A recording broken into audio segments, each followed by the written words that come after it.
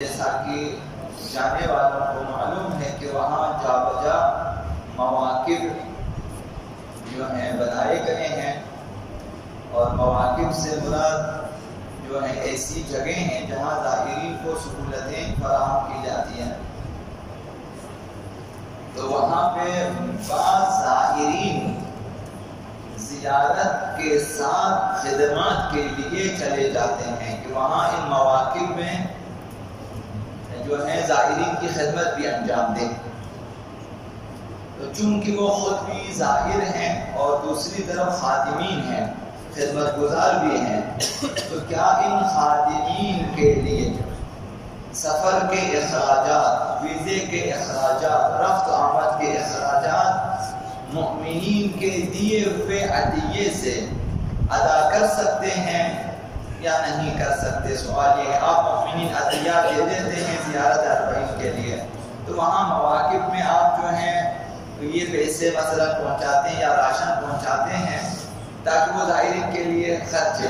تو یہ جو خادمین ہیں ان میں بعض وہ بھی زائرین ہی ہوتے ہیں، تو خدمت گزاروں کے لیے مثلا یا سفر کے اخراجات دینا پڑتا ہے، ویزے کے اخراجات دینے پڑتے ہیں، یا رفت آمد کے کرائے وغیرہ، تو کیا انہی عطیات میں سے دے سکتے ہیں تاکہ ان خادمین کو لے آئیں اور وہ ایک مہینہ مثلا یا 10 دن 15 دن وہاں پہ خدمات انجام دیں زائرین کے لیے؟ تو اس کے جواب میں بھی جس طرح کل بیان کیا، آج بھی فرمایا کہ یہ عطیہ کرنے والوں کی نیت سے مربوط ہے کہ وہ جو عطیات اور ہدایہ بیچتے ہیں مؤمنین، اگر ان کی نیت مطلق ہو، کوئی خاص نیت نہ ہو، ان کی نیت یہ ہو کہ اربعین کے ایام میں تمام امور اربعین مثلا ہر نیک کام میں خرچہ جائے، اس صورت میں ان زائرین اور خادمین کے لیے آپ خرچ سکتے ہیں کہ ان کے رفت آمد کے کرائے اور ان کے سفری اخراجات وغیرہ دے سکتے ہیں۔ لیکن اگر خاص نیت ہوگی، مثلا وہاں نیت ہوگی کہ زائرین کو مثلا کھانے کی صورت میں دیا جائے، تو وہاں صرف کھانے میں آپ خرچ سکتے ہیں، یا مثلا پانی کی مد میں خرچا جائے۔ اگر خاص طور پہ نظر کیا ہے تو اسی جو ہے نیت کے ساتھ خرچنا چاہیے۔ اگر عام اس اربعین کے لیے دیا ہے آپ نے، اب جہاں چاہے خرچے، تو تمام امور اربعین زائرین وغیرہ وغیرہ سب کے لیے آپ خرچ سکتے ہیں۔ تو یہ احکام حضرت آیت اللہ سیستانی کے پیغامات میں سے جو چند اقتباسات آپ کی خدمت میں عرض کیا، مثلا نماز کے حوالے سے کہ زائرین کے لیے مناسب نہیں ہے کہ نماز کے اوقات میں کسی اور کام میں مصروف ہو۔ تو یہ آداب زیارت میں اگر آپ سر فہرست دیکھنا چاہیں تو نماز ہے اول وقت میں، یہ زائرین کو چاہیے کہ خاص الخاص اہتمام کریں۔ دوسری چیز جو حضرت اللہ سیستانی نے اپنے پیغام میں فرمایا، زائرین کو چاہیے کہ راہ زیارت میں زیادہ سے زیادہ خداوند متعال کو یاد رکھیں، جا بجا ذکر الہی، مثلا ہر وقت جب آپ اٹھنا چاہے، بیٹھنا چاہے، ہر نماز کے بعد مثلا جس کا ثواب بہت زیادہ بیان کیا اور امام راغب نے 6 حدیث میں بیان کیا، یہ مثلا ذکر الہی ہے کہ سبحان ربک رب العزت عما یصفون وسلام علی المرسلین والحمدللہ رب العالمین۔ یہ مختصر ذکر ہے اور اس کی فضیلت بہت زیادہ ہے اور یہ مستند ہے۔ مثلا اس طرح ذکر تحلیل لا الہ الا اللہ، ذکر تسبیح سبحان اللہ، مثلا یہی سب تسبیحات اربعہ پڑھتے رہیں اور خدا کو یاد کریں دل سے، یہ اور اپنے ہر قدم میں اور ہر عمل میں اخلاص پیدا کرنے کی کوشش کریں۔ ہر قدم جو اٹھائیں گے زیارت کی طرف ہو، اور آباد حسین کی زیارت کی نیت سے، اور اس میں اور ہر عمل میں اخلاص ہونا چاہیے، خالصتاً خدا کی رضا کے لیے ہو۔ اور یہ بہت بڑی بات حضرت آیت اللہ سیستانی نے فرمایا، خداوند متعال نے اپنے کسی بندے کو ایمان، قول اور عمل میں اخلاص سے بڑی کوئی اور نعمت نہیں دی ہے۔ اگر کسی کے قول میں، ایمان میں اور عمل میں اخلاص و خالص خدا کے لیے ہو، یہ دنیا کی سب سے بڑی نعمت ہے خداوند متعال کی طرف سے۔ اس سے بڑی نعمت کسی کو نہیں دی۔ فرمایا بغیر اخلاص کا جو بھی عمل ہے وہ اس دنیاوی زندگی کے ساتھ ہی ختم ہو جائے گا۔ جس عمل میں اخلاص نہ ہو، جیسے ہماری زندگی ختم، وہ عمل بھی ختم۔ اور جو عمل اللہ کے لیے خالص ہوگا وہ مبارک بھی ہوگا، بابرکت اور دائمی بھی ہے، تا قیامت ہمارے ساتھ ہے۔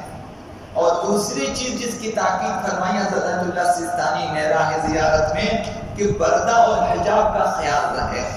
بے شک یہ وہ مہم ترین چیز ہے کہ جس کا اہل بیت نے خیال رکھا، خاص خیال رکھا حجاب کا۔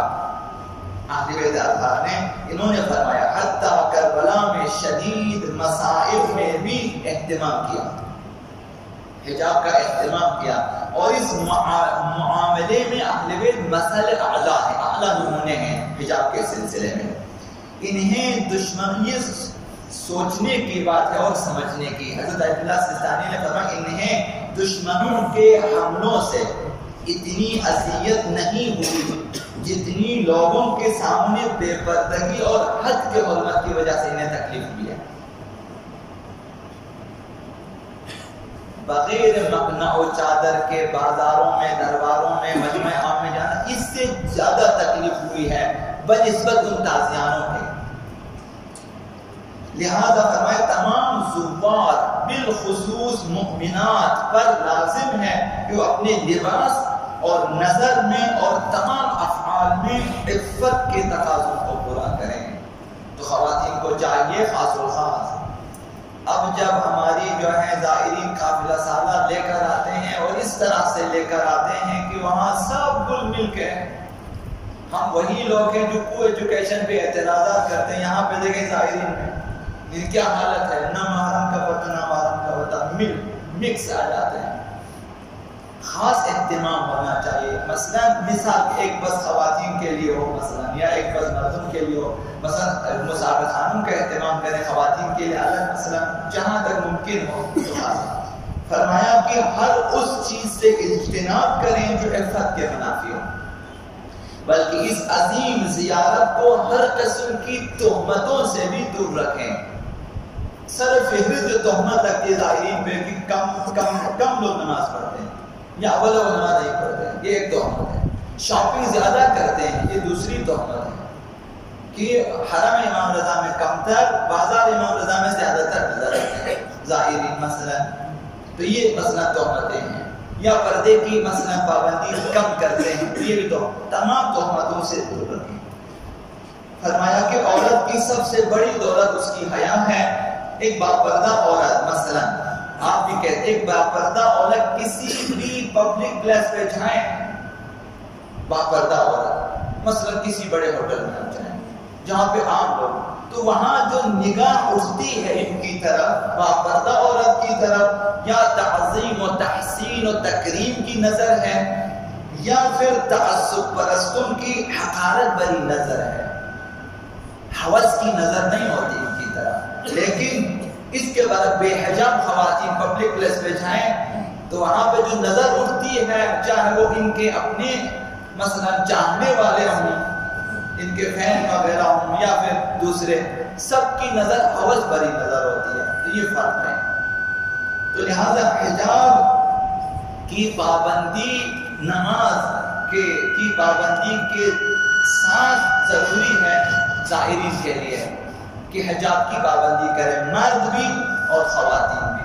مردوں کی نگاہ میں پردہ خاص و خاص ہونا چاہیے، خواتین کی طرف نظر اٹھا کے زیادہ نہ دیکھیں، اور خواتین کو چاہے کہ اپنے پردے کا خیال رکھیں۔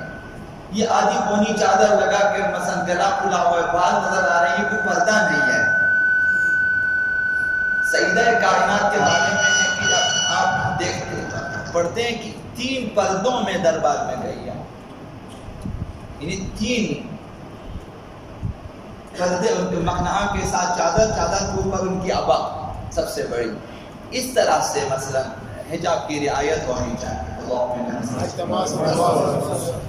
العظيم الأعظم والأعز الأجل الأكرم يا الله